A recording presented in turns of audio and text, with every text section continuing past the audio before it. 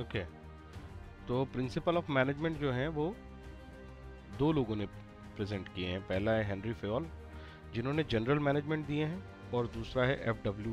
Taylor, जिन्होंने scientific management की theory दी है। तो जनरल मैनेजमेंट और साइंटिफिक मैनेजमेंट दो तरह के प्रिंसिपल्स हैं। हेनरी फेयोल के 14 प्रिंसिपल्स हैं। ओके, और ये 14 प्रिंसिपल के नाम है: division of work, authority and responsibility, discipline, unity of command, unity of direction, subordination of individual interest वगैरह वगैरह। तो इन 14 प्रिंसिपल्स को एक एक करके देखना पड़ेगा, इसके ऊपर क्वेश्चंस आते हैं और हमें आइडेंटिफाई करना पड़ता है कि कौन सा प्रिंसिपल है जो फॉलो हो रहा है। उसी तरह से फिर हमें हेनरी फेयोल के प्रिंसिपल ऑफ साइंटिफिक मैनेजमेंट देखने होंगे, और ना सिर्फ प्रिंसिपल्स देखने होंगे, इन्होंने टेक्निक्स भी दी हैं, टेक्निक्स ऑफ साइंटिफिक मैनेजमेंट। ठीक है, तो प्रिंसिपल वो है जो आप फॉलो करोगे, और टेक्निक है कि कैसे उसे अप्लाई करो। तो पहले हम शुरुआत करेंगे हेनरी फेयोल से, जिनको कहा जाता है father of general management. Let's C.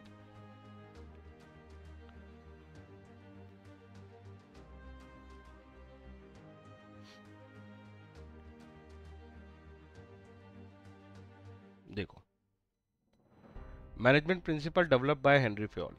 Henry Fayol ने जो प्रिंसिपल्स डेवलप किए, मैंने बताया 14 प्रिंसिपल्स हैं। उसमें से जो पहला प्रिंसिपल है वो है डिवीजन ऑफ वर्क। इस प्रिंसिपल के अनुसार क्या होता है, जो भी पूरा काम है उसे आप डिवाइड कर दो इनटू स्मॉलर टास्क। ये इसका आइडेंटिफिकेशन है इस प्रिंसिपल का, कि पर्टिकुलर काम को हम स्मॉल टास्क या स्मॉल जॉब्स में डिवाइड कर देंगे। दूसरी बात, each job assign to the trained specialist, और फिर हर एक जॉब को किसी ट्रेंड स्पेशलिस्ट को असाइन कर दो। ठीक है, अगली बात,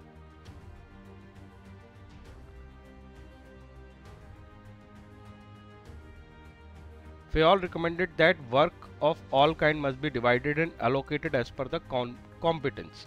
मतलब ये क्राइटेरिया है, जिसमें कॉम्पिटेंस हो उसी को आप काम सौंपना।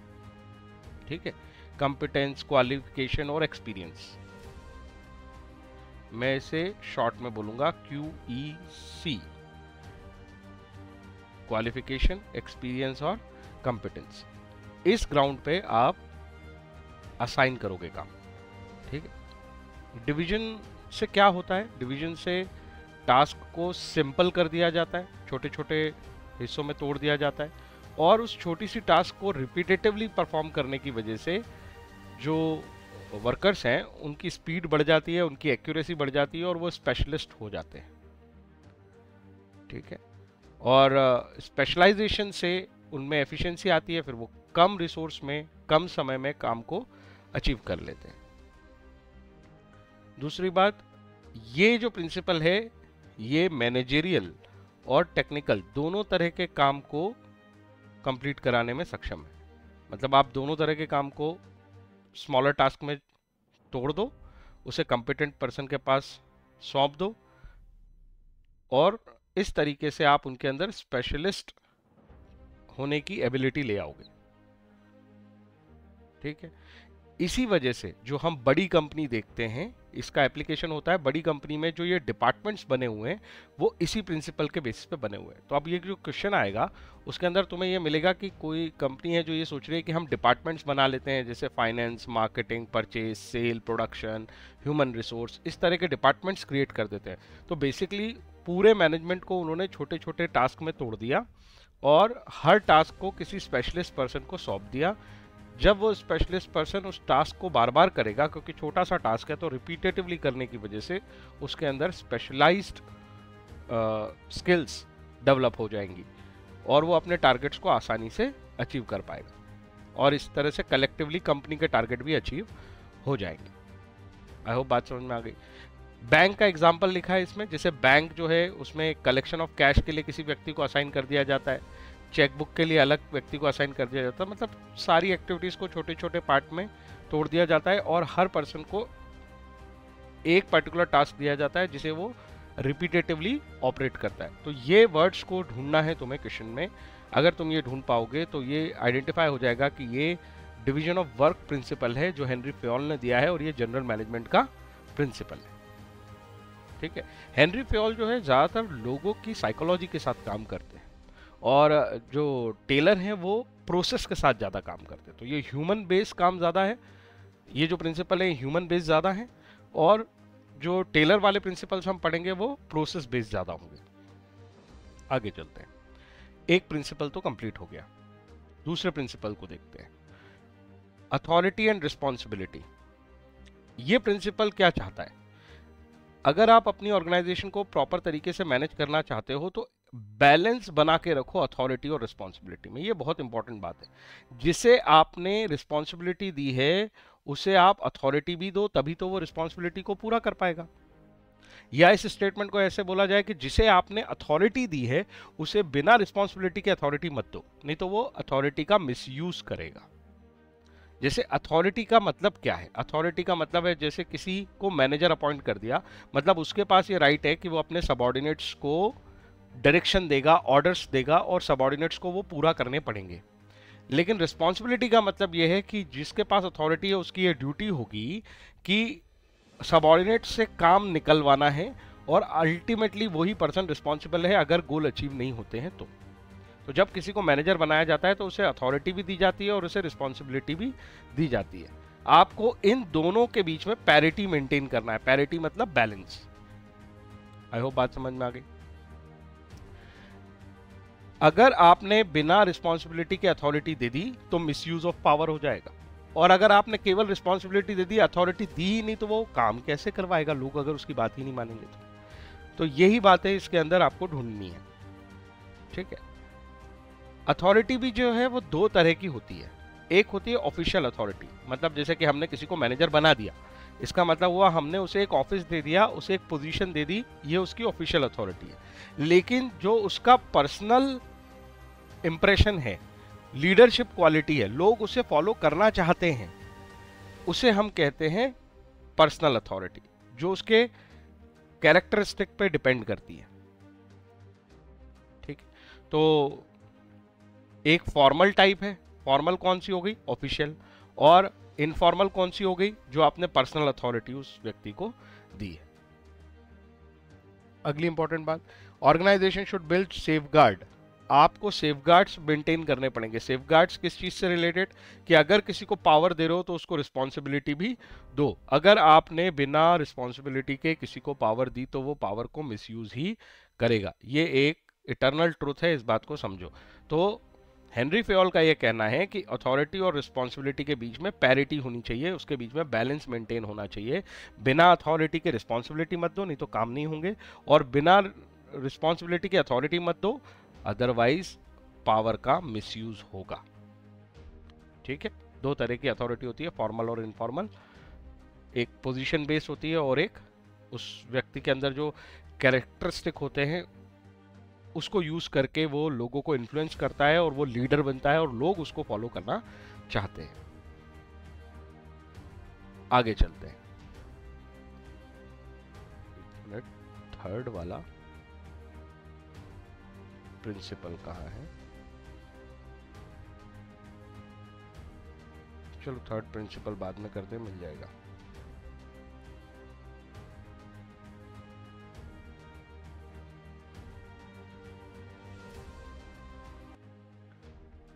देखो, इसमें अथॉरिटी और रिस्पॉन्सिबिलिटी में एक बात और समझ लो।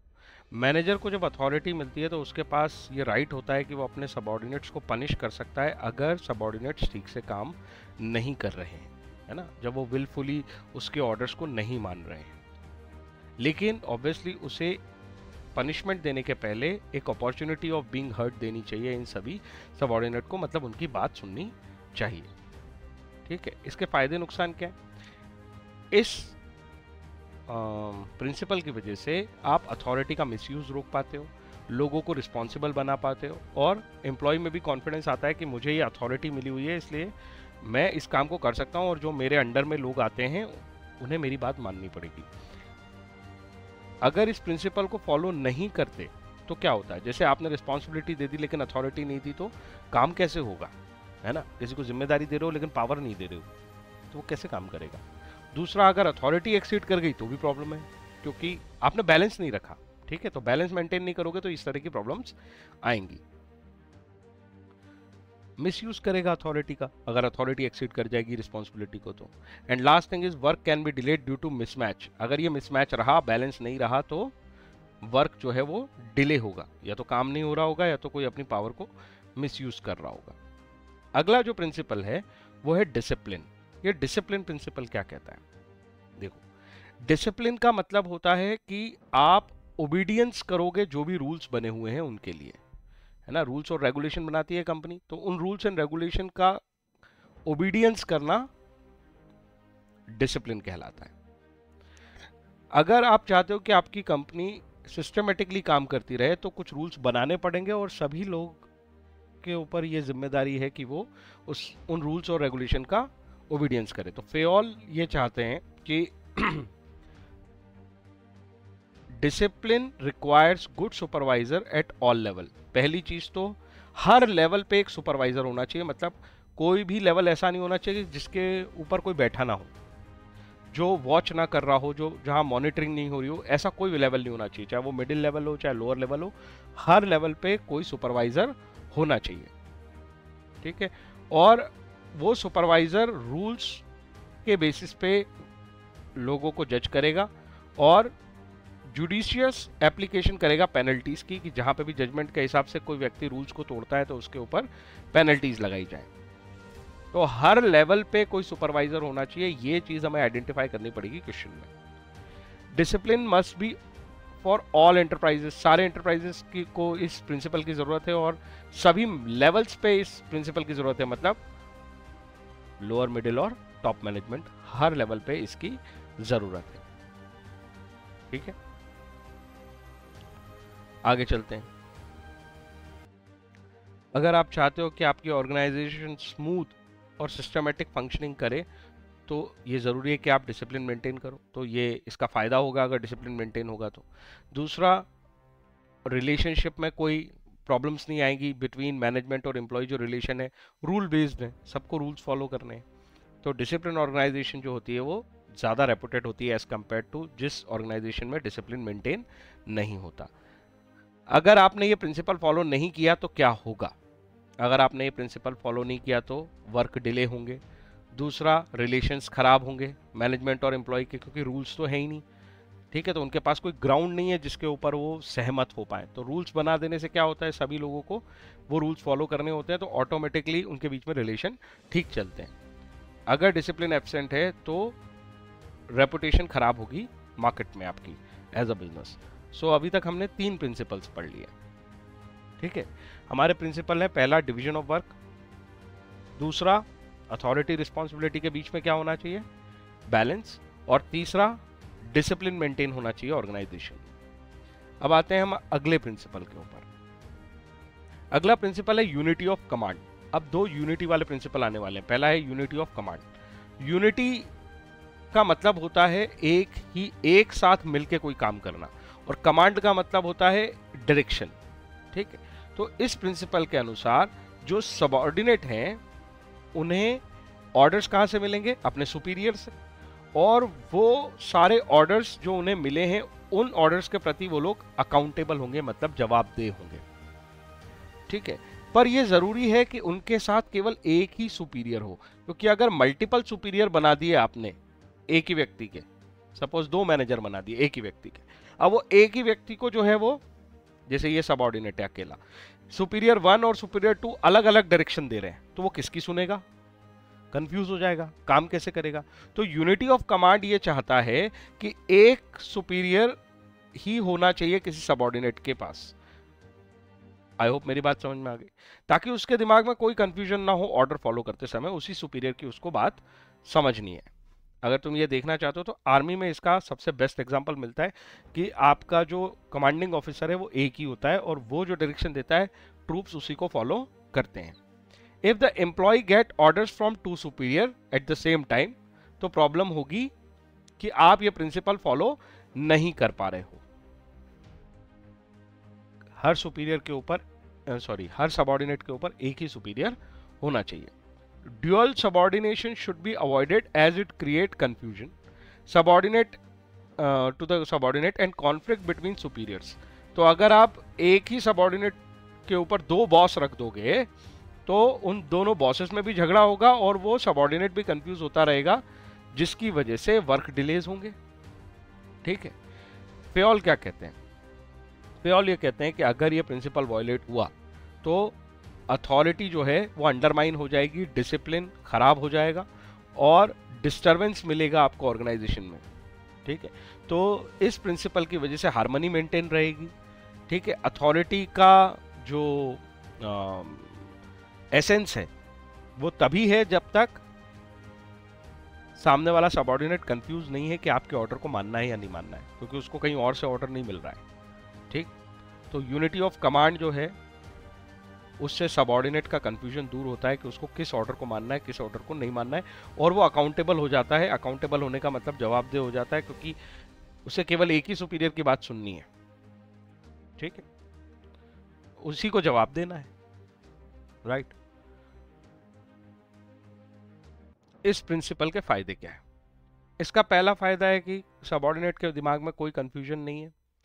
दूसरा, उसके ऊपर इजीली रिस्पॉन्सिबिलिटी फिक्स की जाती है, क्योंकि उसको और किसी की बात सुननी ही नहीं थी, तो वो कोई बहाना नहीं बना सकता कि मुझे तो किसी और ने कोई और ऑर्डर भी दिया था। ठीक है, जो सबऑर्डिनेट है वो अच्छा परफॉर्म करता है क्योंकि उसे एक ही सुपीरियर की बात सुननी है, और जो मल्टीपल, अगर आपने मल्टीपल सुपीरियर्स बना दिया तो उनके बीच में ईगो क्लैशेस होंगे, उससे आप बच सकते हो अगर आप सिंगल सुपीरियर की पॉलिसी अपनाते हो कि किसी सबऑर्डिनेट के ऊपर एक ही सुपीरियर होना चाहिए, उसी का ऑर्डर उसे फॉलो करना है। तो अगर ये नहीं किया तो कंफ्यूजन्स आ जाएंगे, इसी का अपोजिट सोच लो। दूसरा, रिस्पॉन्सिबिलिटी आप फिक्स नहीं कर पाओगे, क्योंकि वो तो बहाने बनाता रहेगा, मुझे दूसरे सुपीरियर ने ऐसा बोला है, आप ऐसा बोल रहे हो, मेरे पास टाइम कम है, वगैरह वगैरह। डिसिप्लिन फॉलो नहीं होगा और ईगो क्लैशेस होंगे। आई होप मेरी बात समझ में आ गई। तो इसके एग्जाम्पल ये जो दिए हैं इनको एक बार रीड कर लो, समझ में आ जाएगा। अभी तक हमने 4 प्रिंसिपल्स पढ़ लिए हैं 14 में से। ठीक है, रिवाइज करते जाओ बार बार। पहला प्रिंसिपल कौन सा था? Division of work. दूसरा प्रिंसिपल कौन सा था? अथॉरिटी और रिस्पॉन्सिबिलिटी में बैलेंस होना। तीसरा प्रिंसिपल कौन सा था? डिसिप्लिन। चौथा प्रिंसिपल कौन सा है? Unity of command. बहुत सिंपल। ठीक है, फिर से रिपीट कर रहा हूं। पहला प्रिंसिपल कौन सा है? Division of work. दूसरा कौन सा है? Authority and responsibility. तीसरा कौन सा है? डिसिप्लिन, 2 डी हो गए। और चौथा कौन सा अभी हमने पढ़ा? यूनिटी। अब अगला, ये यूनिटी ऑफ कमांड था, अगला वाला भी यूनिटी पे ही आ गया, unity of direction. Unity of direction का क्या मतलब है? There should be one head and one plan for the group of activities having same objective. अगर आप एक ऑब्जेक्टिव अचीव करना चाहते हो, ठीक है, जैसे सेल्स बढ़ाना चाहते हो, उस सेल्स बढ़ाने के लिए आप जितने डिपार्टमेंट्स को मिलकर काम करना है, बहुत सारी एक्टिविटी होगी सेल्स को इंक्रीज करने के लिए। तो जितनी भी एक्टिविटी है, हो सकता है परचेज डिपार्टमेंट का भी रोल हो, प्रोडक्शन का भी रोल हो, मार्केटिंग का भी रोल हो, सबका रोल है, पर ये सारी एक्टिविटीज के लिए एक ही हेड होना चाहिए, क्योंकि आपका गोल एक है। अगर गोल एक है तो हेड भी एक ही होना चाहिए। ठीक है, जो पूरे उस गोल को अचीव करने की जिम्मेदारी अपने ऊपर उठाएगा, और उसकी डायरेक्शन को सभी एक्टिविटीज को, भले ही वो अलग अलग डिपार्टमेंट्स हो, सभी को इस एक्टिविटीज को मानना पड़ेगा। तो जब भी ऑर्गेनाइजेशन कोई अपने लिए टास्क बनाती है या गोल बनाती है, तो उस गोल के लिए एक हेड अपॉइंट करती है और उस हेड की बात सारी मानेंगे।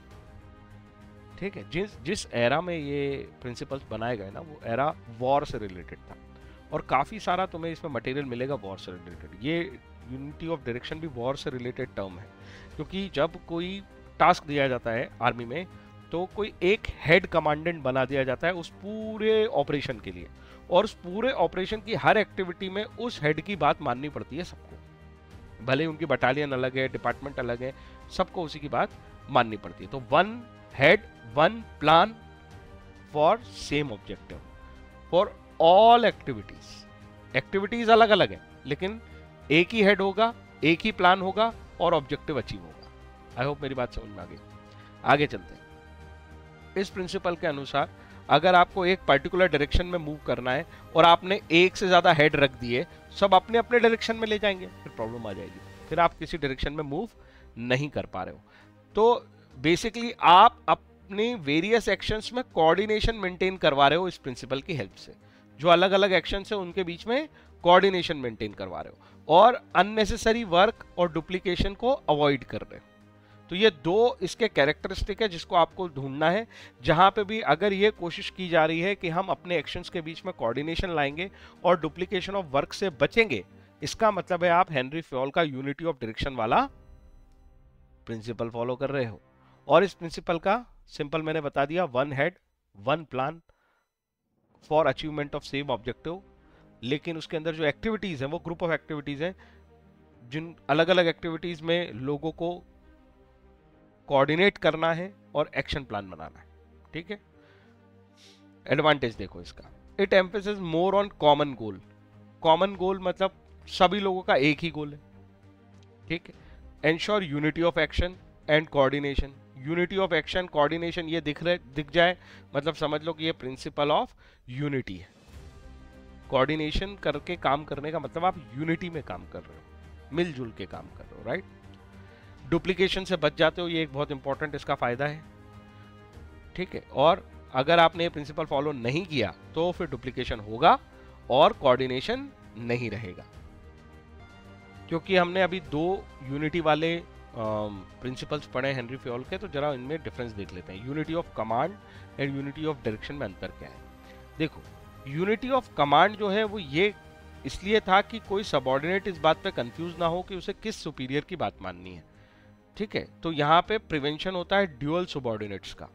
लेकिन जो यूनिटी ऑफ डायरेक्शन था वो ये कहता था कि एक ऑब्जेक्टिव के लिए एक ही हेड होना चाहिए और एक ही प्लान होना चाहिए। बाकी सारी जो एक्टिविटीज हैं उन्हें कोऑर्डिनेशन में वर्क करना चाहिए, और वो कोऑर्डिनेशन कौन करवा रहा होगा, यही हेड। ठीक है, यहाँ पे हम बेसिकली क्या अवॉइड करते हैं, ओवरलैपिंग ऑफ एक्टिविटी। तो यहाँ ड्यूअल सबऑर्डिनेशन अवॉइड करते हैं, यहाँ ओवरलैपिंग ऑफ एक्टिविटी अवॉइड करते हैं।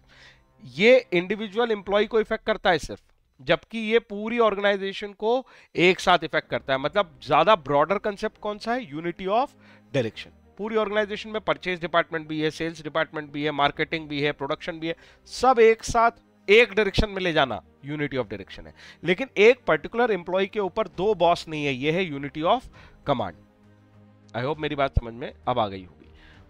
इसकी वजह से केवल एफिशिएंसी पे इफेक्ट पड़ता है, जबकि ये एक्शन एंड कोऑर्डिनेशन पे फोकस करता है। तो कोई एक एम्प्लॉय एफिशिएंटली काम तभी कर पाएगा जब यूनिटी ऑफ कमांड होगी, लेकिन पूरी ऑर्गेनाइजेशन कोऑर्डिनेशन में तभी काम कर पाएगी। मल्टीपल एम्प्लॉयज एक साथ मिलजुल के काम तभी कर पाएंगे जब यूनिटी ऑफ डायरेक्शन होगी। दोनों जरूरी हैं। एक एम्प्लॉय के ऊपर दो बॉस नहीं चाहिए और बहुत सारे एम्प्लॉय को एक यूनिटी ऑफ डायरेक्शन चाहिए। आई होप मेरी बात समझ में आ गई। आगे चलते हैं। अभी तक हमने कितने प्रिंसिपल्स पढ़ लिए, चलो फटाफट रिवाइज कर दें। पहला, डिवीजन ऑफ वर्क। दूसरा, balance between authority and responsibility. तीसरा, डिसिप्लिन। चौथा और पांचवा यूनिटी से रिलेटेड है, unity of command and unity of direction. 5 principles हमने पढ़ लिए। आगे चलते हैं। अगला, subordination of individual interest to general interest. अब इसका क्या मतलब है, मतलब यह है कि ऑर्गेनाइजेशन को इस प्रिंसिपल को फॉलो करना चाहिए कि एक पर्टिकुलर इंडिविजुअल व्यक्ति के इंटरेस्ट से ऊपर पूरी ऑर्गेनाइजेशन का इंटरेस्ट रखा जाना चाहिए। जैसे हम बोलते हैं ना, हमारे देश का हित पहले होना चाहिए, हमारा पर्सनल हित बाद में होना चाहिए। तो यही वो प्रिंसिपल है। ठीक है, तो ऑर्गेनाइजेशन तभी सक्सेसफुल होती है जब इस प्रिंसिपल पे वो चलती है। Organisation as a whole must prevail over interest of individual. किसी एक पर्सन, किसी एक एम्प्लॉय के हित को सोचे बिना हमें पूरी ऑर्गेनाइजेशन के हित को एक साथ रखना चाहिए, उसे ऊपर रखना चाहिए। Every individual has his own interest. हर व्यक्ति चाहता है मेरा प्रमोशन हो जाए, मेरी सैलरी बढ़ जाए, मुझे ज्यादा फायदे हो जाए, राइट। उसके अपने पर्सनल गोल्स और ऑब्जेक्टिव होते हैं, पर उसे जब तक उसके गोल और ऑब्जेक्टिव अचीव हो रहे हैं और ऑर्गेनाइजेशन भी सक्सेसफुल हो रही है, ऑर्गेनाइजेशन के भी गोल ऑब्जेक्टिव अचीव हो रहे हैं, सब कुछ सिंक में चल रहा है, तब तक ठीक है। लेकिन जब ये सिंक्रोनाइजेशन टूट रहा हो, जब कॉन्फ्लिक्ट आ जाए आपके पर्सनल गोल और ऑर्गेनाइजेशन के गोल के बीच में, दोनों में से कोई एक ही अचीव होगा, या तो आपका पर्सनल गोल या फिर ऑर्गेनाइजेशन का गोल, तो फिर प्रिंसिपल ये कहता है कि इंडिविजुअल को अपने पर्सनल गोल को सेक्रीफाइस कर देना चाहिए। बात समझ में आई? तो कभी भी अपने पर्सनल इंटरेस्ट को सुपरसीड नहीं करवाना है। उल्टा किसको सुपरसीड करवाना है? कंपनी के इंटरेस्ट को सुपरसीड करवाना है over your personal interest. I hope मेरी बात समझ में आ गई। जैसे स्टेक होल्डर्स की अगर हम बात करें तो स्टेक होल्डर्स किनको कहा जाता है? हर वो व्यक्ति जो कंपनी से किसी ना किसी तरीके से रिलेटेड है, जिसका कुछ स्टेक पे लगा है कंपनी की वजह से, इसलिए उनका नाम पड़ा स्टेक होल्डर। जैसे ऑनर्स का स्टेक पे लगी है कि भाई वो प्रॉफिट होगा या नहीं होगा, share holders, creditors, debtors, tax authority, सब स्टेक होल्डर है। हर वो चीज़ जो इन्फ्लुएंस होती है, इवन सोसाइटी भी, उसे गुड्स एंड सर्विसेज मिलती है ऑर्गेनाइजेशन से, तो वो भी स्टेक होल्डर है। तो किसी एक स्टेक होल्डर के लिए पूरी ऑर्गेनाइजेशन का नुकसान नहीं किया जाना चाहिए। In case of individual interest and organisational interest differ, ये प्रॉब्लम तभी आता है जब ये दोनों डिफरेंट होते हैं। अगर ये दोनों सिंक हैं तो कोई प्रॉब्लम ही नहीं है, लेकिन अगर ये दोनों डिफर हैं तो फिर ये ड्यूटी किसकी है? मैनेजमेंट की ड्यूटी है कि उस डिफरेंस को रिकंसाइल किया जाए। और अगर रिकंसाइल प्रॉब्लमेटिक है, वो पॉसिबल नहीं है, रिकंसाइल करने का मतलब होता है कि जैसे दो चीज़ों में झगड़ा हो गया, मतलब जैसे डेटर्स में और सोसाइटी में झगड़ा है, या फिर ऑनर्स में और डेटर्स में, हम किसी एक का ही हित देख सकते हैं, तो आपको रिकंसाइल करना है। और अगर रिकंसाइल पॉसिबल नहीं है तो किसी इंडिविजुअल की जगह पे हमें ये देखना पड़ेगा ओवरऑल ऑर्गेनाइजेशन का सक्सेस कहाँ है, ओवरऑल ऑर्गेनाइजेशन का फ़ायदा कहाँ है, और ओवरऑल ऑर्गेनाइजेशन का सर्वाइवल कहाँ है, उसको आपको प्रेफरेंस देना पड़ेगा, उस इंडिविजुअल के इंटरेस्ट को अवॉइड करना पड़ेगा। A manager can ensure this principle through his behaviour. Example, he should not misuse his power. ठीक है, तो इसका मतलब ये है कि पावर है मैनेजर के पास कि भाई वो किसी जो भी डिसीजन लेगा वो फाइनल डिसीजन होगा, लेकिन उसे ये अपनी पावर को मिसयूज नहीं करना है। ये बात समझ लो। ओके, तो subordination of individual interest to the general interest. अगर आप इस प्रिंसिपल को फॉलो करते हो तो आपको फायदा क्या होगा? ऑर्गेनाइजेशन के गोल अचीव होते रहेंगे, मतलब ऑर्गेनाइजेशन सक्सेसफुल होती रहेगी और कोऑर्डिनेशन बना रहेगा। हर व्यक्ति को ये पता होगा कि यार जब भी क्वेश्चन अराइज हो जाए कि किसी व्यक्ति के इंडिविजुअल इंटरेस्ट या किसी ग्रुप के इंडिविजुअल इंटरेस्ट को देखा जाएगा या कंपनी के, तो सबको पता होगा कि यार फिर कंपनी को ही हमें प्रेफरेंस देनी होगी। तो इससे कोऑर्डिनेशन मेंटेन रहता है। ठीक है, और अगर आप ऐसा नहीं करते तो यही दोनों प्रॉब्लम बन जाएंगे, गोल अचीव नहीं होंगे, कोऑर्डिनेशन मेंटेन नहीं होगा। आई होप मेरी बात समझ में आ गई। ये बहुत बढ़िया एग्जांपल दिया है। देखो, जैसे मैनेजर का ऑब्जेक्टिव है कि उसे ज़्यादा सैलरी मिले, और कंपनी जो है फाइनेंशियल क्राइसिस में घूम रही है, तो फिर उसे अपनी सैलरी नहीं बढ़ाना चाहिए, उल्टा कंपनी के एक्सपेंसेस को कट डाउन करने के लिए अपनी सैलरी को सेक्रीफाइस कर देना चाहिए। ये इसका बढ़िया एग्जाम्पल है। ये आप मेंशन भी कर सकते हो और इसको आप आइडेंटिफाई भी कर सकते हो। अभी तक हम टोटल 6 प्रिंसिपल्स पढ़ चुके हैं। जल्दी से रिवाइज करते हैं। पहला प्रिंसिपल है डिवीजन ऑफ वर्क। वो ये कहता है कि बड़ी टास्क को छोटे स्मॉल टास्क और जॉब्स में तोड़ दो। इससे क्या होगा? रिपीटेटिवली काम करने से किसी कॉम्पिटेंट व्यक्ति को वो टास्क सौंप दो, रिपीटेटिवली काम करने से उसके अंदर स्पेशलाइजेशन आ जाएगी और वो ऑर्गेनाइजेशन के गोल को अचीव करने में हेल्पफुल है। ये पहला प्रिंसिपल था। दूसरा प्रिंसिपल किससे रिलेटेड था डिवीजन ऑफ वर्क के बाद? बैलेंस मेंटेन कर रखो। जिसको अथॉरिटी दो उसको रिस्पॉन्सिबिलिटी भी दो, और जिसको रिस्पॉन्सिबिलिटी दे रहे हो उसको प्लीज अथॉरिटी दो, नहीं तो काम कैसे करेगा वो। तीसरा, डिसिप्लिन मेंटेन कराओ। अगर डिसिप्लिन मेंटेन नहीं होगा तो आपकी ऑर्गेनाइजेशन कभी भी कॉर्डियली बिहेव नहीं कर सकती, सब लोग एक दूसरे से झगड़ा करेंगे। तो रूल्स बनाओ और रूल्स सबको कंप्लाई करने पड़ेंगे, सबको सुपरवाइज करवाओ कि कोई उनको फॉलो कर रहा है या नहीं। ठीक है। डिसिप्लिन के बाद अगले 2 हमने यूनिटी पे पढ़े, एक यूनिटी ऑफ कमांड और एक यूनिटी ऑफ डायरेक्शन। और इन 5 के बाद अभी हमने छठा रूल पढ़ा है कि हमेशा पर्सनल इंटरेस्ट को सेक्रीफाइस करके किसको इंपॉर्टेंस दो?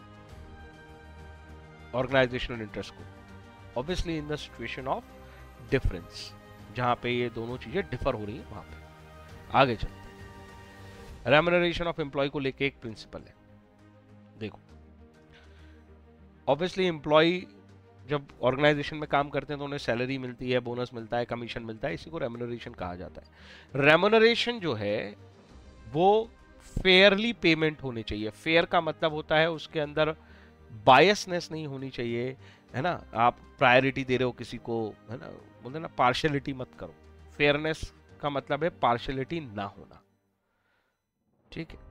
तो according to this principle overall pay and compensation, जो भी पेमेंट या कंपनसेशन है वो फेयर होना चाहिए। जो भी पेमेंट और कंपनसेशन है वो फेयर होना चाहिए। और वो फेयर किसके लिए होना चाहिए? पार्शियलिटी, मतलब ऐसा भी मत करो कि एम्प्लॉय को बहुत ज्यादा पैसा दे रहे हो लेकिन कम भी मत दो। मतलब ये फेयरनेस का मतलब बैलेंस होना चाहिए, एम्प्लॉय के लिए और ऑर्गेनाइजेशन दोनों के फायदे होना चाहिए, इतनी कंपनसेशन आपको देनी चाहिए। ये प्रिंसिपल ये कहता है। आई होप मेरी बात समझ में आई। फेयर पेमेंट ऑफ रेम्यूनरेशन होना चाहिए, fair to both employ as well as organisation. ज्यादा दोगे तो पार्शियलिटी कर दिया आपने, एम्प्लॉय को ज्यादा फेवर कर दिया। कम दोगे तो पार्शियलिटी कर दी, कंपनी का प्रॉफिट बढ़ाने के लिए आपने एम्प्लॉय को कम पैसा दिया। ये पार्शियलिटी नहीं होना चाहिए। Reasonable standard of living maintain रहे एम्प्लॉय का, कम से कम इतना पैसा आपको उसे देना चाहिए। लेकिन इस बात का भी ध्यान रखो कि कंपनी की पेइंग कैपेसिटी में आता हो वो पैसा उतना ही दो, ठीक है। तो कंपनी के एंगल से भी सोचो और एम्प्लॉय के एंगल से भी सोचो, क्योंकि सोचना मैनेजर को ही है, डिसीजन उसी के हाथ में कितनी सैलरी देना है। तो ये प्रिंसिपल फॉलो करना पड़ेगा, ये हेनरी फ्योल का कहना है, remuneration to employ. I hope मेरी बात समझ में आई। अगर आप फेयर पेमेंट करते हो तो अच्छे रिलेशंस बने रहते हैं वर्कर्स और मैनेजमेंट के बीच में। इससे एम्प्लॉय मोटिवेट होता है, कॉर्डियल रिलेशन मेंटेन होते हैं और एम्प्लॉय कमिटेड भी रहता है ऑर्गेनाइजेशन के प्रति। अदरवाइज यही तीन प्रॉब्लम हो जाएगी, मोटिवेशन की कमी हो जाएगी, अनहेल्दी रिलेशन हो जाएंगे और जल्दी जल्दी लोग ऑर्गेनाइजेशन छोड़ेंगे, मतलब जो उनकी लॉयल्टी है टुवर्ड्स कंपनी वो नहीं रहेगी, ठीक है। तो अभी तक हमने 7 प्रिंसिपल्स पढ़ लिए, हम आधे रास्ते तक आ गए आधे घंटे में, ठीक है। फटाफट रिवाइज करते हैं। पहला प्रिंसिपल डिवीजन ऑफ वर्क, दूसरा principle balance between authority and responsibility, तीसरा प्रिंसिपल डिसिप्लिन, चौथा और पांचवा दोनों यूनिटी हैं, एक यूनिटी ऑफ कमांड, एक यूनिटी ऑफ डायरेक्शन। 5 प्रिंसिपल हो गए। छठा प्रिंसिपल हमेशा सेक्रीफाइस होगा personal interest in a situation of conflict with organisational interest. तो organisational interest will prevail over personal interest. तो ये इंटरेस्ट वाला पॉइंट हो गया। अभी लेटेस्ट हमने कौन सा पढ़ा? रेम्यूनरेशन, कि एम्प्लॉय को फेयर रेम्यूनरेशन मिलना चाहिए। फेयर का मतलब एम्प्लॉय के एंगल से भी फेयर और ऑर्गेनाइजेशन के एंगल से भी फेयर। एम्प्लॉय का भी स्टैंडर्ड ऑफ लिविंग मेंटेन हो जाए और कंपनी के भी पेइंग कैपेसिटी में आता हो, इतना ही पेमेंट आपको करना है। आगे चलते हैं। सेंट्रलाइजेशन और डिसेंट्रलाइजेशन, ये बहुत इंपॉर्टेंट प्रिंसिपल है, इसके ऊपर बहुत सारे केस लॉस आते हैं। इसमें से इंपॉर्टेंट प्रिंसिपल बताऊं मैं तुम्हें, एक है डिवीजन ऑफ वर्क, पहला वाला प्रिंसिपल बहुत इंपॉर्टेंट है। बैलेंस वाला बहुत इंपॉर्टेंट है, इसके ऊपर बहुत क्वेश्चंस हैं। Unity of command and unity of direction पे बहुत ज्यादा क्वेश्चंस हैं। और ऐसा ही है सेंट्रलाइजेशन और डिसेंट्रलाइजेशन पे बहुत ज्यादा क्वेश्चंस हैं। सेंट्रलाइजेशन और डिसेंट्रलाइजेशन, इसके बीच में भी बैलेंस चाहिए। सेम जैसे अथॉरिटी और रिस्पॉन्सिबिलिटी के बीच में बैलेंस चाहिए, वैसे ही सेंट्रलाइजेशन और डिसेंट्रलाइजेशन के बीच में भी हमको बैलेंस चाहिए। सर इस बैलेंस का क्या मतलब है? पहले तो सेंट्रलाइजेशन का ही मतलब क्या है?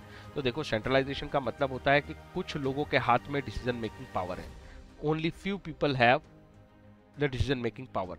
तो यहाँ कॉन्सेंट्रेशन ऑफ पावर होता है, ठीक है। इसका उल्टा डिसेंट्रलाइजेशन में हम पावर को क्या करते हैं, अपने हाथ में कॉन्सेंट्रेट नहीं करते बल्कि उसको बांटते हैं। आई होप मेरी बात समझ में आई। तो डिसेंट्रलाइजेशन का मतलब होता है इवन डिस्ट्रीब्यूशन ऑफ पावर। तो यहां पे पावर बांट दी जाती है at all level of management. तो अगर आपने सारी पावर, जैसे डिक्टेटर होता है ना किसी कंट्री का, सारी पावर अपने हाथ में रखता है, जो भी डिसीजन लेना है उसको खुद लेना है, किम जोंग, ये हुआ सेंट्रलाइजेशन। वैसी इकोनॉमीज जहां पे एक ही पर्सन का रूल चलता है, डिक्टेटर, वो सेंट्रलाइजेशन। और इंडिया जैसी चीजें डिसेंट्रलाइज, जैसे कि सेंट्रल यूनियन गवर्नमेंट के पास भी पावर है, स्टेट गवर्नमेंट के पास भी पावर है, अलग अलग पार्टीज की गवर्नमेंट है तो वो अलग अलग पावर एंजॉय कर रही है। चाइना में ऐसा नहीं होता। चाइना में कौन है? शी जिनपिंग, एक ही लीडर है, उसी की पावर है, वो है कॉन्सेंट्रेशन ऑफ पावर का एग्जाम्पल। तो ऑर्गेनाइजेशन में भी ऐसे ही होता है कि कोई मैनेजर ऐसा हो गया कि वो उन्होंने सोचा कि हम थोड़े से लोग मिलकर पूरी ऑर्गेनाइजेशन चलाएंगे और सारी पावर हमारे पास होगी, तो सेंट्रलाइजेशन है। और जब उन्होंने अथॉरिटी को बांटा है हर लेवल पे, टॉप लेवल की अथॉरिटी अलग है, वो केवल स्ट्रेटजी से रिलेटेड काम कर रहे हैं, मिडिल लेवल जो है वो केवल इंप्लीमेंटेशन से रिलेटेड काम कर रहा है, लोअर मैनेजमेंट केवल लोगों को सुपरवाइज कर रहा है। तो ये जो है ये अथॉरिटी आपने बांट दी, डिसेंट्रलाइज कर दिया। तो क्या सर सेंट्रलाइजेशन अच्छा है या डिसेंट्रलाइजेशन? देखो बैलेंस अच्छा है। किसी किसी काम के लिए सेंट्रलाइजेशन की जरूरत पड़ती है और किसी काम के लिए डिसेंट्रलाइजेशन की जरूरत पड़ती है। ठीक है, आप एक्सपांड नहीं कर पाओगे अगर आप डिसेंट्रलाइज नहीं होगे। और अगर क्राइसिस सिचुएशन है तो आप डिसेंट्रलाइजेशन में हो सकता है देश टूट जाते हैं। ज्यादा डिसेंट्रलाइजेशन भी खतरनाक है, इसलिए यूनियन ऑफ इंडिया की गवर्नमेंट होनी जरूरी है। हर स्टेट को ही पावर दे दोगे तो सब स्टेट अलग अलग देश बना लेंगे, राइट? तो सेंट्रलाइजेशन भी जरूरत है और डिसेंट्रलाइजेशन की भी जरूरत है। तो हमें तो बैलेंस मेंटेन करना है, सीधी सी बात यह है। आई होप मेरी बात समझ में आ गई। सबऑर्डिनेट को इन्वॉल्व करो डिसेंट्रलाइज करके, उसको थोड़ी पावर दो, उसे बताओ कि वो भी कंपनी में इंपॉर्टेंट है और इंपॉर्टेंट डिसीजन लेता है और जिम्मेदार है कंपनी के लिए। इससे क्या होगा, उसके अंदर मोटिवेशन आएगा। पर सेंट्रलाइजेशन भी रखो कि फाइनल अथॉरिटी कुछ चीजों को लेके आपके पास पावर रखो, जैसे उसको उस पोस्ट से हटाना। ठीक है, तो कितना सेंट्रलाइजेशन होना चाहिए और कितना डिसेंट्रलाइजेशन होना चाहिए, ये जो डिग्री ऑफ सेंट्रलाइजेशन डिसेंट्रलाइजेशन है, ये डिपेंड करती है फैक्टर्स पे, एक्सपीरियंस पे। मतलब कि आप जिसको अथॉरिटी दे रहे हो वो उस लायक भी है क्या, है ना? सबऑर्डिनेट की एबिलिटी है या नहीं, और आप एज अ सुपीरियर आपके पास कितना एक्सपीरियंस है कि आप डेलीगेट कर सकते हो अपनी अथॉरिटी को। जनरली लार्ज ऑर्गेनाइजेशन में बिना डिसेंट्रलाइजेशन के काम नहीं होता। बड़ी ऑर्गेनाइजेशन काम कैसे करेगी जब तक लोगों को पावर नहीं देगी और अलग अलग, जैसे कोई ऑर्गेनाइजेशन है वो मल्टीपल सिटीज में सिचुएटेड है, तो मल्टीपल सिटीज में ऑपरेशन तभी हो सकते हैं जब हर सिटी के लिए आपने एक हेड बनाया और उस सिटी से रिलेटेड जो भी डिसीजन मेकिंग उसको करनी है अपने बिजनेस को लेके उसको पावर दी हो। तो इट इज नेसेसरी कि बड़ी ऑर्गेनाइजेशन में डिसेंट्रलाइजेशन ज्यादा पाया जाता है। ठीक है, बहुत ज्यादा सेंट्रलाइजेशन करने से वर्क डिले होता है क्योंकि एक ही व्यक्ति को डिसीजन लेना है, और कंप्लीट डिसेंट्रलाइजेशन करना भी हानिकारक है क्योंकि उससे क्या होता है, कंट्रोल डायरेक्शन ही खो जाती है। आप यूनिटी ऑफ कमांड और यूनिटी ऑफ डायरेक्शन को तो पूरी तरह खो दोगे।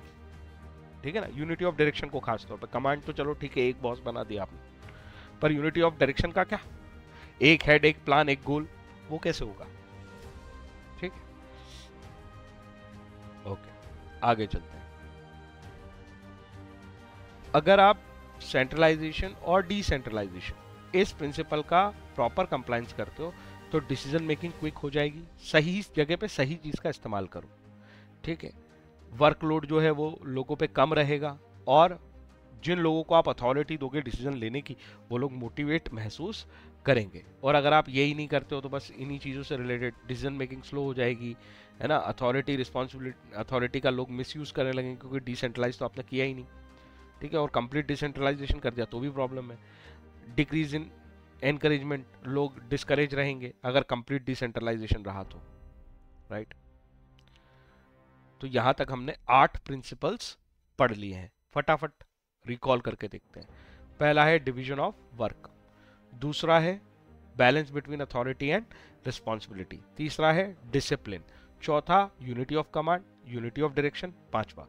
5 हो गए। उसके बाद एक पॉइंट था इंटरेस्ट को लेके, ठीक है ना, कि ऑर्गेनाइजेशन का इंटरेस्ट हमेशा प्रिवेल करेगा ओवर पर्सनल इंटरेस्ट। फिर एक पॉइंट था रेम्युनरेशन, है ना? रेम्युनरेशन जो होनी चाहिए, जो भी आप पेमेंट करते हो एम्प्लॉय को, वो फेयर होना चाहिए from both the angles, employ के एंगल से ताकि वो स्टैंडर्ड ऑफ लिविंग मेंटेन कर पाए, और ऑर्गेनाइजेशन के एंगल से कि उसके अंदर पेइंग कैपेसिटी हो। बहुत छोटे छोटे से प्रिंसिपल है। उसके बाद कितने हो गए? 1 2 3 4 5 6 7, 8वां अभी हमने पढ़ा। वो क्या है सर? बैलेंस है। फिर से किसके बीच में? सेंट्रलाइजेशन एंड डिसेंट्रलाइजेशन के बीच में। तो देखो 8 पॉइंट्स याद हो गए। अब चलते हैं आगे। Scalar chain. ये स्केलर चेन क्या होता है? देखो, कोई भी ऑर्गेनाइजेशन हो, उसके अंदर एक अथॉरिटी और कम्युनिकेशन की चेन होती है। अथॉरिटी और कम्युनिकेशन की चेन मतलब, जैसे मिस्टर ए है, ये मिस्टर बी से बात करेंगे, सी सीधे मिस्टर ए से बात नहीं कर सकता, जो भी कम्युनिकेशन होगा बी से सी को होगा। इसी को बोलते हैं चेन ऑफ कमांड। ये भी आर्मी से ही निकला हुआ प्रिंसिपल है और इसको मैनेजमेंट में यूज किया जा रहा है, ठीक है ना। जैसे बहुत सारे सैनिक होते हैं ना, पुलिस से भी समझ सकते हो, बहुत सारे छोटे छोटे सैनिक हैं, वो हवलदार को रिपोर्ट करेंगे, हवलदार सब इंस्पेक्टर को, सब इंस्पेक्टर इंस्पेक्टर को, फिर वो डीएसपी को, डीएसपी एसपी को, और एसपी कमिश्नर को। पूरी सिटी में एक ही कमिश्नर बैठा है, पर उसके अंदर बहुत सारे थाने चल रहे हैं। वो तभी पॉसिबल है जब स्केलर चेन है। 8 थाने हैं सपोज किसी सिटी में, तो 8 थानों के 8 इंस्पेक्टर, थाना इंचार्ज, किसको रिपोर्ट करेंगे? एसपी को। सपोज आपने 8 थानों को 4 जोन में बांट दिया, 2-2 थाने में, तो 4 एसपी रख दिए। वो 4 एसपी किसको रिपोर्ट करने जाएंगे? एक कमिश्नर को। तो एक कमिश्नर, 4 एसपी, 8 थानेदार, और हर थानेदार के अंदर मल्टीपल सब इंस्पेक्टर, उनके अंदर मल्टीपल हवलदार, और मल्टीपल हवलदार के अंडर में मल्टीपल सैनिक। तो इस तरीके से हो सकता है कि किसी सिटी के से 2000 पुलिस वाले या 5000 पुलिस वाले आराम से वर्किंग कर रहे हैं। तो ये जो चेन मेंटेन हुई है अथॉरिटी की और कम्युनिकेशन की, इसी को बोला जाता है स्केलर चेन। ये टॉप से बॉटम की तरफ फ्लो होती है। हमेशा डायरेक्शन और ऑर्डर्स कहां से आएंगे? कमिश्नर से, एसपी, एसपी से थानेदार, थानेदार से सब इंस्पेक्टर, हवलदार, और फिर सैनिक। इस तरीके से फ्लो चलता है इसका, टॉप टू बॉटम। ओके, तो ये फॉर्मल लाइंस ऑफ अथॉरिटी है। फॉर्मल मतलब देखो इनकी पोजीशन है, वो कमिश्नर मिस्टर ए है, मिस्टर ए से फर्क नहीं पड़ता, वो कमिश्नर है, इसको बोलते हैं फॉर्मल पोजीशन है उसकी। तो उसकी वो जो फॉर्मल अथॉरिटी है कि उसका कमिश्नर होना, उसकी फॉर्मल अथॉरिटी है। उस अथॉरिटी हाईएस्ट लेवल पे बैठ के वो अपने लोएस्ट रैंक तक अपनी बात कैसे पहुंचाएगा, उसकी एक पूरी फॉर्मल लाइन बनी हुई है। फॉर्मल लाइन का मतलब वही, कमिश्नर से एसपी, एसपी से थाना इंचार्ज, थाना इंचार्ज से सब इंस्पेक्टर, सब इंस्पेक्टर से हवलदार। ये क्या है? फॉर्मल लाइन है। इसी लाइन के थ्रू कम्युनिकेशन होगा, ठीक है। इससे क्या होता है? एक सुपीरियर सबऑर्डिनेट का रिलेशनशिप बनता है। जब आप किसी को बार बार बताते हो ना कि ये देखो ये तुम्हारे सुपीरियर है, तुम्हारे सुपीरियर है, जैसे छोटे बच्चे को बताते हैं ये तुम्हारे अंकल हैं, ये तुम्हारे अंकल हैं, तब जाके उसको दिमाग में सेट होता है कि हाँ मेरे को इनकी बात मानना है, ये मेरे अंकल हैं, मेरे सीनियर हैं, मेरे से बड़े हैं। ऐसा बार बार बताना पड़ता है ना, वैसे ही यहाँ पे बार बार बताना पड़ता है। और ये हेल्दी रिलेशन तभी मेंटेन होती है कि जो भी कम्युनिकेशन करना है अपने सुपीरियर से करो। और ये वाली वही वाली बात है, कमांड, यूनिटी ऑफ कमांड में भी इस स्केलर चेन का बहुत इंपॉर्टेंस है, ठीक है। तो ये रिलेशनशिप बड़ी इफेक्टिव तभी होती हैं जब ये प्रॉपर मेंटेन किया जाए। अब कोई भी किसी से भी बात करने लगेगा तो फिर ऑर्गेनाइजेशन काम नहीं कर पाएगी। तो ये देखो आ गया ना, यूनिटी ऑफ कमांड जो आप मेंटेन करना चाहते हो वो बिना स्केलर चेन के मेंटेन नहीं हो पाती। तो यूनिटी ऑफ कमांड तभी मेंटेन होगी जब स्केलर चेन फॉलो हो रही होगी। आई होप मेरी बात समझ में आ गई है। देखो इसमें फर्दर इलॉबरेट कर रखा है। हेनरी फ्योल का यह कहना है, the chain should not be violated. इस चेन को कभी भी तोड़ना नहीं चाहिए, यह प्रिंसिपल है। नॉर्मल कोर्स में जितने भी कम्युनिकेशन होने हैं, नॉर्मली जो भी कम्युनिकेशन होना है चेन के थ्रू ही होना चाहिए। हाँ, अर्जेंसी के समय, इमरजेंसी के समय पे आप कुछ छोटा मोटा शॉर्टकट बना सकते हो, ठीक है। और उस केस में आप एक स्पेशल टास्क फोर्स बना दो जिसको आप गैंगप्लैंक भी बोलते हो। गैंगप्लैंक का मतलब होता है डायरेक्ट कम्युनिकेशन होगा 2 एम्प्लॉइज के बीच में, आपस में एक दूसरे के साथ जो सेम लेवल पे काम कर रहे हैं, without following the scalar chain, ठीक है। मैं इसको ऐसे बता देता हूँ, उस डायग्राम में बहुत अच्छे से समझा रखा है। ये देखो, जैसे एग्जांपल करो कि D और H को कम्युनिकेट करना है, तो ये दोनों सीधे कभी भी कम्युनिकेट नहीं कर सकते। इनको नॉर्मल सर्कमस्टांसेस में क्या करना है, जैसे D जो है, एक एग्जांपल से बताता हूं। D एक पुलिस डिपार्टमेंट का व्यक्ति है और ये हेल्थ डिपार्टमेंट का व्यक्ति है। ये दोनों सीधे कभी कम्युनिकेट नहीं करते, ये पूरी चेन फॉलो होती है, अपने सुपीरियर से घूम के फिर ये इसके सुपीरियर से होके यहाँ तक इंफॉर्मेशन आती है। ये नॉर्मल टास्क है, नॉर्मली ऐसे ही होना चाहिए। लेकिन अर्जेंट अगर है तो एक गैंग प्लैंक बना सकता है कमिश्नर अगर चाहे तो, उसमें ये डी और एच मिलके किसी काम को अचीव कर सकते हैं, किसी टास्क को अचीव कर सकते हैं, किसी गोल को अचीव कर सकते हैं। ठीक है, तो गैंग प्लैंक एक अर्जेंट में यूज होने वाली सिचुएशन है जहां पे दो अलग अलग डिपार्टमेंट, अब ऑर्गेनाइजेशन बोलूं तो ये परचेज डिपार्टमेंट वाला था, ये सेल्स डिपार्टमेंट वाला था, ये दोनों मिलके किसी टास्क बेस पे काम कर सकते हैं जो अर्जेंट हो, तभी ये गैंग प्लैंक बनाएंगे। तो ये गैंग प्लैंक पे सीधा क्वेश्चन आ सकता है कि गैंग प्लैंक क्या होता है। तो तुम्हें पूरी स्टोरी समझ में आनी चाहिए कि स्केलर चेन समझानी है। स्केलर चेन में आपको ये समझाना है कि नॉर्मली तो पूरी चेन फॉलो होती है, कम्युनिकेशन चेन, लेकिन आप इमरजेंसी सिचुएशन में शॉर्टकट ले सकते हो, उस केस में गैंग प्लैंक्स बनाए जाते हैं। आई होप मेरी बात समझ में आई।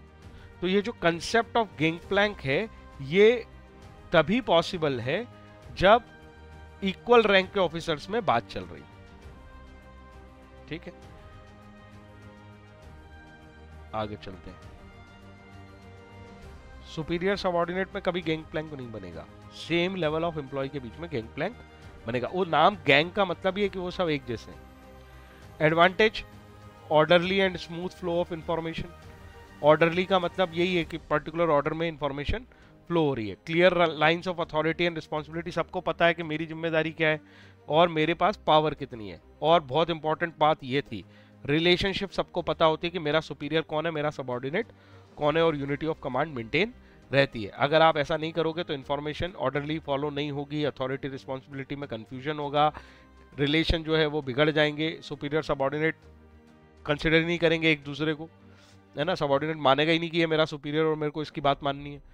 आपको ये हमेशा चेन मेंटेन करनी है ताकि उसको पता हो कि ये मेरा सीनियर है। ठीक है, and last thing, lack of unity of command हो जाएगी, मतलब आप एक डायरेक्शन में मूव नहीं कर पाओगे। तो सीधा सीधा स्केलर चेन का यूनिटी ऑफ कमांड से लेना देना है। आई होप ये बात समझ में आ गई होगी। तो अभी तक हमने 9 प्रिंसिपल ऑफ हेनरी फेयोल पढ़ लिया, प्रिंसिपल ऑफ मैनेजमेंट। ठीक है, हेनरी फेयोल ने जो दिए हैं, चलो एक बार जल्दी जल्दी बोलने की कोशिश करते हैं। पहला है डिवीजन ऑफ वर्क, दूसरा बोलो balance between authority and responsibility, तीसरा बोलो डिसिप्लिन, चौथा पांचवा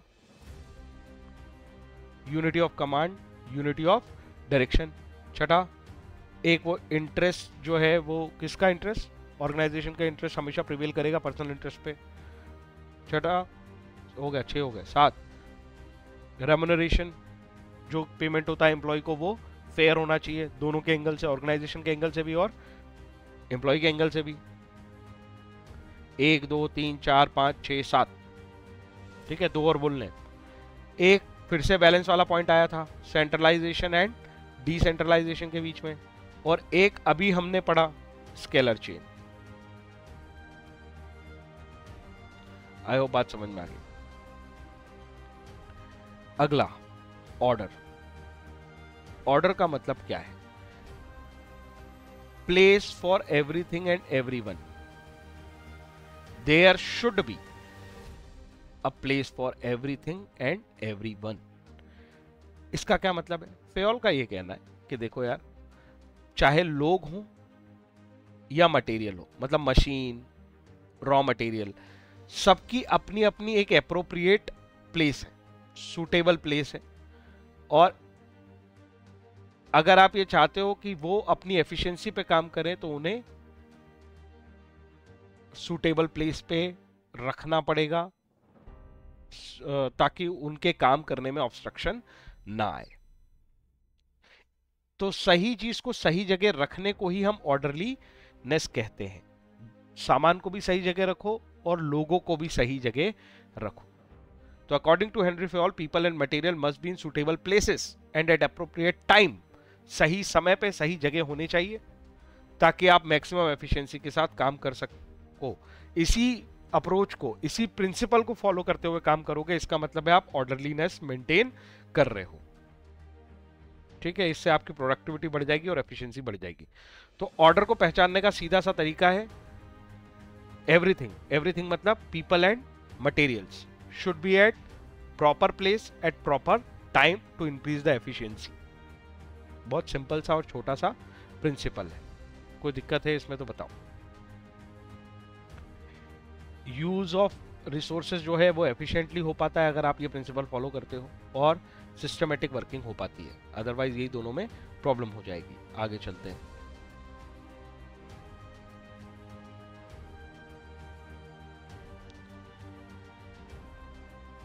टोटल 10 प्रिंसिपल हो गए। चलो फटाफट रिवाइज करते हैं। जितनी बार रिवाइज करोगे उतनी जल्दी याद होंगे। केवल 4 बचे हैं, 10 तो याद हो गए। पहला था डिवीजन ऑफ वर्क, दूसरा था डिवीजन ऑफ वर्क के बाद balance between authority and responsibility, तीसरा था डिसिप्लिन, चौथा पांचवा यूनिटी, एक कमांड एक डायरेक्शन, 5 हो गए। उसके बाद कौन सा प्रिंसिपल आया था? और बहुत कठिन है क्या, सोच के देखो।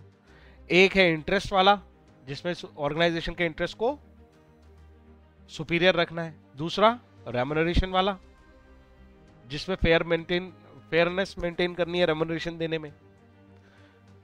अब तो यार 7 हो गए, अब तो केवल 3 बचे हैं, बहुत छोटे।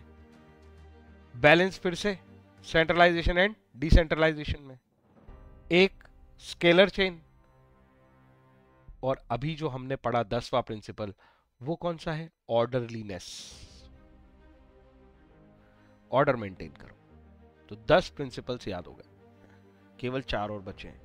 टोटल मिला के अभी 50 मिनट पे अपन पहुंचे हैं। चलो फटाफट, छोटे छोटे प्रिंसिपल है देखो बहुत सारे। अब तो इक्विटी, ये प्रिंसिपल क्या कहता है? नो डिस्क्रिमिनेशन, सीधी सी बात, डिस्क्रिमिनेशन नहीं होना चाहिए among the employees on the basis of religion, language, caste etcetera, except performance. Performance के बेस पे डिस्क्रिमिनेशन जरूर करना, परफॉर्मेंस को छोड़ के किसी और ग्राउंड पे डिस्क्रिमिनेशन मत करो। मेल फीमेल डिस्क्रिमिनेशन मत करो, नेशनैलिटी, लैंग्वेज, रिलीजन, डिस्क्रिमिनेशन नहीं होना चाहिए। परफॉर्मेंस पे तो डिस्क्रिमिनेशन करो, उसको प्रमोट करो जो ज्यादा अच्छा परफॉर्म करता है, नहीं तो ऑर्गेनाइजेशन की हालत खराब हो जाएगी। ठीक है, तो इक्विटी ये कहता है कि इन पर्टिकुलर ग्राउंड्स पे डिस्क्रिमिनेशन नहीं होना चाहिए। बस इतना से प्रिंसिपल, उसके अंदर कुछ है ही नहीं। आगे चलते हैं। अगर आप ऐसा करते हो तो लोगों के अंदर लॉयल्टी, डिवोशन और कॉर्डियल रिलेशन मेंटेन रहेंगे। कॉर्डियल मतलब फ्रेंडली, हेल्दी। अगर मैनेजमेंट पार्शियल हो जाएगा, बायस हो जाएगा, तो फिर ऑब्वियसली ऑर्गेनाइजेशन कभी भी अपने पूरे पोटेंशियल पे काम नहीं कर पाएगी। लेकिन इंपॉर्टेंट बात क्या कहा उसने? Fayol does not rule out use of force some time. अगर जरूरत पड़े तो फोर्स का इस्तेमाल भी करो, कि अगर कोई नहीं मान रहा है और इस ग्राउंड पे डिस्क्रिमिनेशन कर रहा है, परफॉर्मेंस को छोड़ के किसी और ग्राउंड पे डिस्क्रिमिनेशन कर रहा है, तो आपको स्ट्रिक्ट ट्रीटमेंट लेना पड़ेगा और लोगों को पेनलाइज करना पड़ेगा। कोई दिक्कत? आगे चलते हैं। एमएनसीज जो हैं वो आजकल नेशनलिटीज, वेरियस नेशनलिटीज के लोगों को एक साथ काम कराती हैं, और उनके बीच में भी वो लोग डिस्क्रिमिनेशन नहीं करते। तो इससे लोगों के अंदर सेटिस्फैक्शन बढ़ता है, मोटिवेशन लेवल बढ़ता है, और इस वजह से ऑर्गेनाइजेशन सक्सेसफुल हो पाती है। कॉर्डियल रिलेशन मेंटेन रहते हैं। बहुत ही सिंपल और बहुत छोटा सा प्रिंसिपल था। फिर वही है, अभी तक हमने जितने प्रिंसिपल बोले बार बार पढ़ के देख रहे हैं ताकि हमें ध्यान हो जाए मैक्सिमम। और नाम ध्यान होने का फायदा ये होता है कि उसके अंदर की चीजें भी ध्यान आती है। कौन कौन से प्रिंसिपल हमने पढ़ लिए? चलो 14 प्रिंसिपल लिखने के लिए आए हैं, ये बहुत ही रेयर है, लेकिन हर प्रिंसिपल के अंदर कंटेंट भी याद आता है हमें। पहला था डिवीजन ऑफ वर्क, दूसरा था balance between authority and responsibility, तीसरा था डिसिप्लिन, चौथा पांचवा दोनों यूनिटी पे थे, एक यूनिटी ऑफ कमांड एक यूनिटी ऑफ डायरेक्शन, पांचवा था इंटरेस्ट पे बेस, छठा था रेम्युनरेशन पे बेस। 1 2 3 4 5 6 7 हो गए। आठवां था बैलेंस, फिर से सेंट्रलाइजेशन एंड डिसेंट्रलाइजेशन। उसके बाद और कौन सा पढ़ा? सोचो सोचो सोचो, दिमाग लगाओगे तो याद आएगा। स्केलर चेन, फिर ऑर्डरलीनेस, इक्विटी। 1 2 3 4 5 6 7 8 9 10 11 बराबर हो गए। अब फिर चलते हैं स्टेबिलिटी ऑफ पर्सनल। स्टेबिलिटी से क्या लेना देना है? हमें ये कोशिश करनी चाहिए कि जो भी लोग हमारी ऑर्गेनाइजेशन में जितने भी दिन काम कर रहे हैं, उनको ये कॉन्फिडेंस दे कि आप हमारी ऑर्गेनाइजेशन में ही रहोगे, हम आपको निकालेंगे नहीं, कंटिन्यूटी और स्टेबिलिटी मेंटेन रहेगी। क्योंकि अगर आपने उसको ये इंडिकेशन दे दिया कि हम किसी भी दिन तेरे को निकाल देंगे, तो क्या वो आपके ऑर्गेनाइजेशन में सिंसियरली काम करेगा? वो आपके ऑर्गेनाइजेशन में फिर सिंसियरली काम नहीं करेगा। दूसरी बात, जब भी हम किसी पर्सन को रखते हैं तो बड़ी जो ऑर्गेनाइजेशन है उसके अंदर ये जो सिलेक्शन और अपॉइंटमेंट की प्रोसेस होती है, ये बहुत रिगरस होती है, बहुत टाइम कंज्यूमिंग होती है, इसमें अंदर बहुत ज़्यादा कॉस्ट लगती है। तो हमें ये अच्छा रहता है कि हमारे यहाँ ज़्यादा एम्प्लॉय टर्नओवर ना हो। पता पड़े हम मुश्किल से मेहनत करके किसी एम्प्लॉय को रखते हैं, फिर उसको ट्रेन करते हैं, फिर वो काम करता है और अभी वो छोड़ के चला जाए, नया पर्सन ढूंढो, फिर उसको फिर लाओ, फिर रखो, फिर ट्रेन करो, तो इसमें तो ऑर्गेनाइजेशन कभी भी सक्सेसफुल नहीं हो पाएगी, वो अपने एम्प्लॉय ट्रेन करती रह जाएगी। इसीलिए एम्प्लॉय टर्नओवर को रोकने के लिए ये प्रिंसिपल है। तो एम्प्लॉय टर्नओवर के ऊपर ये प्रिंसिपल बेस है। ये देखो, ये वर्ड आ गया। हमको कोशिश करनी चाहिए कि टर्नओवर बहुत ज्यादा नहीं होना चाहिए, थोड़ा बहुत जरूरी है टर्नओवर। इससे क्या होता है, डिसिप्लिन मेंटेन रहता है, बाकी एम्प्लॉय को ये पता रहता है कि अगर हमने ठीक से काम नहीं किया तो हमको निकाल दिया जाएगा। दूसरी बात, नई टेक्नोलॉजी जब आ जाती है तो फिर नई टेक्नोलॉजी के सीखे हुए लोगों को लाना भी पड़ता है। टर्नओवर इज ओके, पर एक लिमिट में। ऐसा नहीं कि हर व्यक्ति को खतरा है कि मेरी नौकरी रहेगी या नहीं रहेगी। ये जो वर्ड है इसको बोला जाता है इनसिक्योरिटी। तो ये इनस्टेबिलिटी और इनसिक्योरिटी से बचाओ अपने एम्प्लॉइज को। उन्हें ये आश्वस्त करो, उन्हें ये एश्योरेंस दो कि भाई तुम्हें हम ऑर्गेनाइजेशन में रखेंगे, तुमसे काम लेंगे और तुम्हारी जॉब सिक्योर है। आई होप मेरी बात समझ में आई। चेंजेस को अडॉप्ट करने के लिए थोड़े बहुत एम्प्लॉय को टर्नओवर करना पड़ता है। डेथ ऑफ एम्प्लॉय को आप रोक नहीं सकते। तो ऐसी सिचुएशन को छोड़ के बाकी इन जनरल आपके एम्प्लॉयज को आपको एश्योरेंस देना चाहिए कि आपकी जॉब सिक्योर्ड है। ठीक है, इससे क्या होता है, आपकी ऑर्गेनाइजेशन की रेपुटेशन बढ़ती है। जो सिंसियरली काम करने वाले लोग हैं वो आपकी ऑर्गेनाइजेशन में रहना चाहेंगे और उसी की वजह से आपको सक्सेस मिलेगी। आई होप मेरी बात समझ में। बार बार सिलेक्शन और ट्रेनिंग में खर्चा नहीं करना पड़ेगा, टाइम एंड रिसोर्स बचेंगे।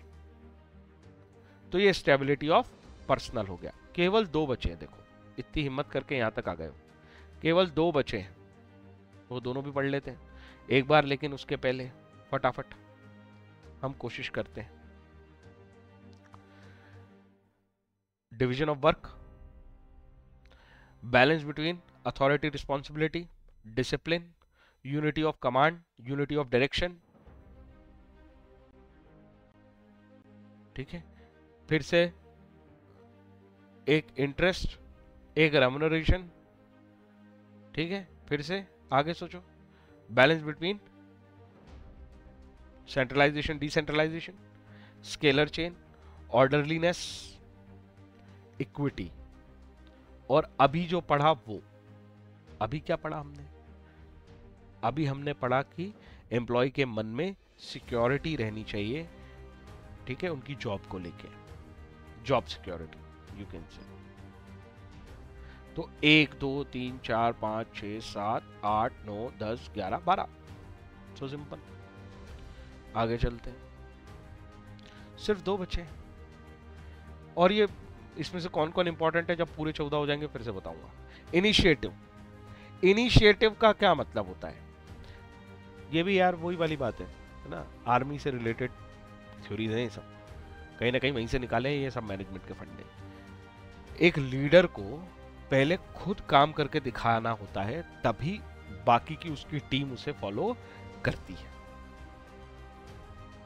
है ना। इसी तरीके से लीडर का मतलब होता है जो लीड ले रहा है ना।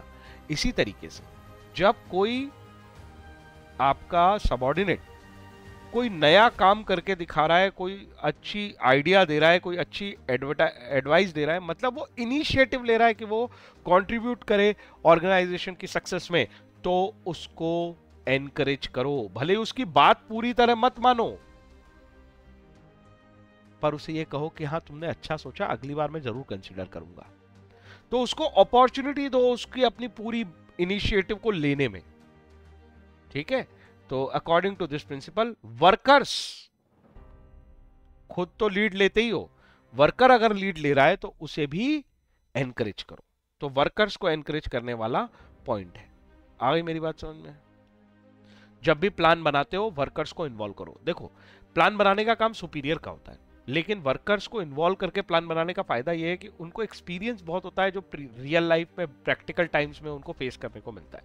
मैंने कहा ना आर्मी से उठा हुआ कंसेप्ट है। तो कमांडेंट अपने कैंप में ही रहता है, वो नहीं जाता है लड़ने, लेकिन जो लोग लड़ने जा रहे हैं उन्हें टेरिटरी का और सिचुएशन का, मौसम का, है ना, ये बहुत ज्यादा अंदाजा होता है। तो उनके साथ बैठ के वो प्लान बनाता है, डिसाइड वही करता है, लेकिन अगर कोई इनिशिएटिव लेता है तो उसे इनकरेज किया जाता है। Employees at all levels should be encouraged. कभी भी उन्हें डिस्करेज मत करो, क्योंकि एक्चुअल में काम उन्हीं को करना है। तो कम से कम उसे ऐसा लगता है कि यार मेरी बात सुनी, मेरी बात रिकॉग्नाइज की, और हो सकता है किसी दिन मान भी लेंगे। तो ये फील उनके अंदर हमेशा होना चाहिए। इससे क्या होता है, इनिशिएटिव का मतलब ही क्या होता है, उसने सेल्फ मोटिवेट होके अपनी स्ट्रेंथ प्रेजेंट करने की कोशिश की है कि मैं ऑर्गेनाइजेशन के लिए कुछ करना चाहता हूं। इसी का तो मतलब हुआ इनिशिएटिव लेना, कि वो कोई रिस्पॉन्सिबिलिटी उठाना चाहता है अपने ऊपर। तो ये एक इंटेलिजेंट पर्सन के ट्रेट है, और उस व्यक्ति की वजह से ही ऑर्गेनाइजेशन सक्सेसफुल होने वाली है, जो इंटरेस्ट लेके काम कर रहा है। तो ऐसे व्यक्ति को जो इनिशिएटिव लेता है, हमेशा उसे क्या करना चाहिए, एनकरेज करना चाहिए। ऐसे एम्प्लॉय को कभी मत दबाओ जो इनिशिएटिव लेके ऑर्गेनाइजेशन की सक्सेस में कंट्रीब्यूट करना चाहता है। ये है प्रिंसिपल किसका, हेनरी फेयोल का। सो आगे देखो क्या लिखा है। हाउएवर, लेकिन इसका ये कतई मतलब नहीं है कि डिसिप्लिन तोड़ा जाए। उसे जो भी बात करनी है, उसे अपनी बात डिसिप्लिन के अंडर रखनी है, मतलब रूल्स एंड रेगुलेशन को फॉलो करते हुए, यूनिटी ऑफ कमांड को फॉलो करते हुए, है ना। किसी को भी जाके अपना इनिशिएटिव नहीं सुनाना है, अपने सुपीरियर से ही बात करनी है, ठीक है। तो वो सारी बातों को कंप्लाई करते हुए, बट जब भी सुपीरियर को ये पता चले कि कोई सबऑर्डिनेट इनिशिएटिव ले रहा है, तो उसे एनकरेज करना चाहिए उस सबऑर्डिनेट को, ठीक है। आखिरी प्रिंसिपल बहुत ही इंपॉर्टेंट है, एस्पिरेट डी कॉर्प्स। लेकिन इसके पहले हम एक बार फिर रिवाइज करेंगे फटाफट। देखो 1 घंटा हुआ है अभी और हम आ गए आखिरी पे। 1 घंटे के अंदर 14 प्रिंसिपल्स, कोई बुराई नहीं है। पहला, डिवीजन ऑफ वर्क। दूसरा, balance between authority and responsibility. तीसरा, डिसिप्लिन। चौथा और पांचवा, unity, unity of command and unity of direction. उसके बाद एक पॉइंट हमने इंटरेस्ट पे पढ़ा कि ऑर्गेनाइजेशन के इंटरेस्ट को हमेशा प्रिवेल कराओ पर्सनल इंटरेस्ट के अगेंस्ट। रेम्युनरेशन हमेशा फेयर होनी चाहिए। उसके बाद फिर से balance between centralisation and decentralisation. उसके बाद balance between centralisation and decentralisation. उसके बाद सोचो कौन सा आया था, ऑर्डरलीनेस, इक्विटी, एक रह गया स्केलर चेन, स्केलर चेन। उसके बाद इक्विटी के बाद सोचो और कौन से पढ़े हैं हमने, 1 2 3 4 5 6 7 8 9 10 11 हो गए, 12 13, 2 पढ़े हमने। सोचो सोचो सोचो। एक तो एम्प्लॉय से रिलेटेड है कि अभी हमने पढ़ा कि भाई एम्प्लॉय को आप क्या करो, मोटिवेट करो। हाँ, तो और मोटिवेशन 2 तरीके से होता है, दोनों ही पॉइंट मोटिवेशन पे कह सकते हो तुम। एक है एम्प्लॉय को स्टेबिलिटी देने का मोटिवेशन कि भाई तेरी जॉब नहीं जाएगी, और दूसरा जब जब वो इनिशिएटिव लेता है उसको मोटिवेट करो। दोनों एम्प्लॉय से रिलेटेड पॉइंट हो गए कि एम्प्लॉय को हम मोटिवेट करेंगे और स्टेबिलिटी देंगे कि उसकी जॉब कहीं नहीं जा रही, ठीक है, टर्नओवर को लो रखने के लिए। सारे प्रिंसिपल हो गए। आखिरी प्रिंसिपल पे हम आ गए, एस्पिरेट डी कॉर्प्स। ये कैसा वर्ड है सर? देखो ये टीम स्पिरिट को स्पेनिश या लैटिन कोई वर्ड है, ठीक है, उसका फ्रेज उठा रखा है। इसका सिंपल मीनिंग होता है टीम स्पिरिट। आप टीम स्पिरिट को प्रमोट करो जितना हो सके। ऑर्गेनाइजेशन के अपने सबऑर्डिनेट्स को ये भरोसा दिलाओ कि हम यूनिटी में काम करने वाले लोग हैं, हम हार्मनी में काम करने वाले लोग हैं, हम एक ही टीम है, हम साथ में सक्सेस होंगे, साथ में फेलियर होगा हमारा। जितना आप उनके अंदर ये टीम वाली भावना लेके आओगे, ये टीम स्पिरिट लेके आओगे, उतना ज्यादा आपको चांस है कि आप अपने ऑब्जेक्टिव्स को अचीव कर लो, आप डिफिकल्ट टाइम को सरवाइव कर जाओ। ठीक है, तो टीम वर्ड को ऐसे समझाओ उन्हें, टुगेदर एवरीवन अचीव मोर, मिलजुल के हर व्यक्ति काम करता है तो ज्यादा अचीव करता है। एक दूसरे का हम हमेशा सपोर्ट करेंगे, एक दूसरे को बैक करेंगे, किसी की प्रॉब्लम आएगी तो हम मिलजुल के काम करेंगे। सो आई को वी में कन्वर्ट करना, ये टीम है। तो इस स्पिरिट को लोगों के अंदर लेके आना कि हम एक दूसरे के अंदर म्यूचुअल ट्रस्ट रखेंगे, बिलोंगिंगनेस की फीलिंग होगी कि किसी को भी अगर प्रॉब्लम है तो हम सब मिलके उसको उस प्रॉब्लम से बाहर निकालेंगे, हम सब टीम मेंबर्स हैं। तो ये फील ऑर्गेनाइजेशन को क्या कराता है, सक्सेसफुल बनाता है। ठीक है, तो म्यूचुअल ट्रस्ट डेवलप होता है एक दूसरे के ऊपर, गोल अचीव होते हैं और लोगों के बीच में कॉर्डियल रिलेशनशिप होती है। ठीक है, सो ये 14 प्रिंसिपल्स थे जो हमने पूरे पढ़े हैं। अब मैं ये तुम्हें बता दूं कि इन 14 प्रिंसिपल्स को एक बार हम फिर रिवाइज कर लेते हैं और मैं ये बताता हूं कौन कौन से इंपॉर्टेंट हैं। देखो प्रिंसिपल्स जो है वो ट्रेडिशनली मैनेजर पे ज़्यादा जिम्मेदारी थी, लेकिन मॉडर्न एरिया में वर्कर्स को ज़्यादा जिम्मेदारी दी जाती है, एम्प्लॉय को ज़्यादा एम्पावर किया जाता है, इनफॉर्मल कंट्रोल्स मेंटेन किए जाते हैं, ज़्यादा फॉर्मल होके बात नहीं की जाती। ठीक है, ये इन दोनों में डिफरेंस है, ये तो तुम एक बार रीड कर लेना। मैं तो यहाँ प्रिंसिपल पे बताता हूँ मैं इंपॉर्टेंट कौन सा। देखो डिवीजन ऑफ वर्क पे बहुत सारे क्वेश्चन आएंगे, इसका क्या फ़ायदा है स्पेशलाइज होने का। रिस्पॉन्सिबिलिटी अथॉरिटी बहुत इंपॉर्टेंट है। ठीक है, उसके बाद ये दोनों यूनिटी वाले वेरी वेरी इंपॉर्टेंट। ठीक है, इन प्रिंसिपल्स पे अच्छी कमांड बना लो और इसके क्वेश्चन करोगे तो यही ज़्यादातर मिलेंगे। स्केलर चेन पे बहुत क्वेश्चन होंगे, सेंट्रलाइजेशन डिसेंट्रलाइजेशन पे भी क्वेश्चन होंगे। 1 2 3 4 5 6 ये 6 प्रिंसिपल बहुत ज़्यादा इंपॉर्टेंट है। उसके बाद ये स्पिरिट डी कॉर्प्स, ये बहुत इंपॉर्टेंट है और ये भी इंपॉर्टेंट है इनिशिएटिव। बाकी आप एक बार भी पढ़ोगे तो चलेगा। आई होप मेरी बात समझ में आ गई। ठीक है, तो इनको एक बार रिवाइज करके इनके केस लॉज जरूर देख लेना। तो ये लेक्चर मैं यही खत्म करता हूँ, 1 घंटे 6 मिनट लगे, लेकिन ये 14 प्रिंसिपल्स हमारे खत्म हो गए। ठीक है।